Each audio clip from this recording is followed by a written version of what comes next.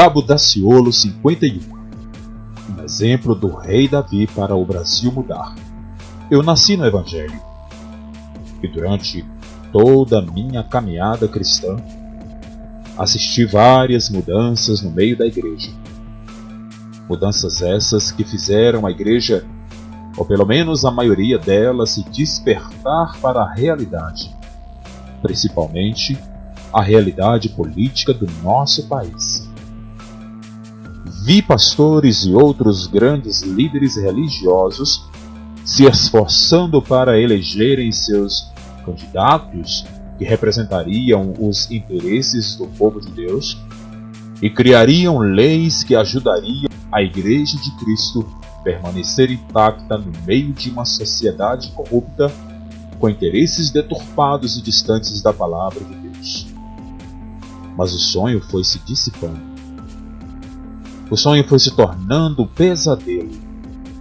A bancada evangélica, que era para ser o sol da justiça no meio dos lobos devoradores, foi aos poucos perdendo as suas resistências, perdendo a sua força, a ponto de não todos os representantes, mas a maioria deles, irem se corrompendo em favor do Deus Mamon, o Deus das riquezas. Novamente, então, o povo de Deus atualmente começa a clamar, começa a chorar e a se lamentar diante de Deus, derramando a sua alma diante do Criador, buscando uma resposta diante de Deus para a nação, para a solução dos novos problemas que vieram assolando o nosso país. Problemas esses que foram provocados por todos os partidos comunistas e socialistas da nossa política, a fim de destruir os valores da família tradicional, a fim de confundir as mentes das nossas crianças e dos nossos jovens com a maldita ideologia de gênero, roubando também as nossas riquezas e fazendo pactos para escravizar a nação brasileira. Mas diz a palavra de Deus que a oração de um justo vale muito em seus efeitos.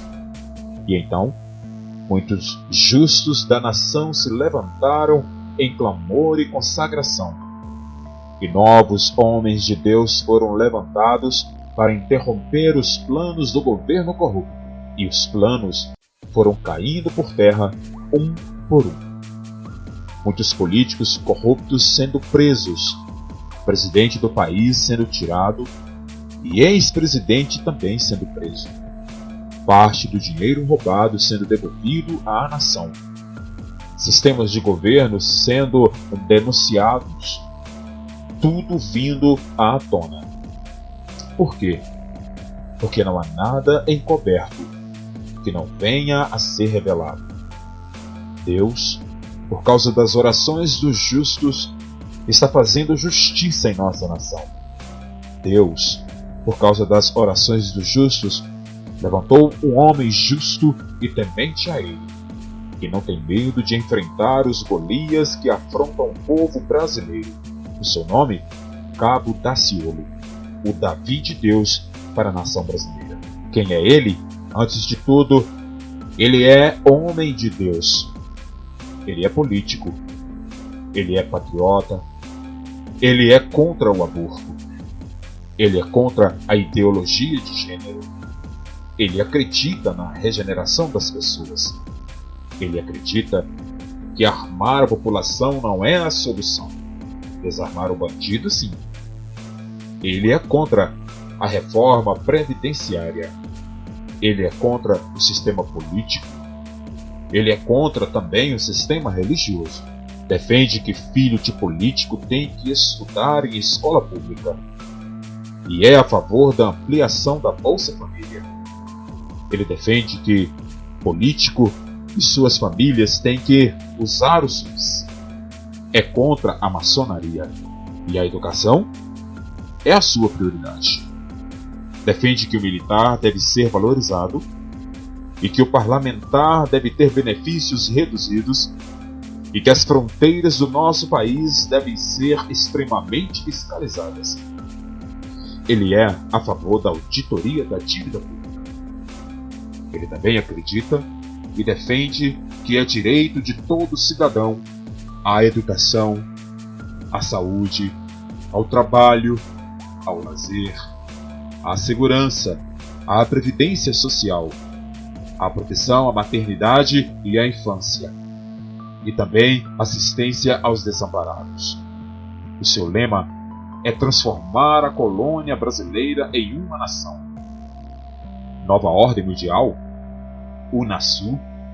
Foro de São Paulo em seu governo? Não. Esse é o nosso irmão Cabo Daciolo, candidato à presidência da República número 51. Povo de Deus, povo cristão, povo brasileiro, chegou a nossa vez, chegou a nossa chance. Vamos unir forças e fazer o Brasil conhecido.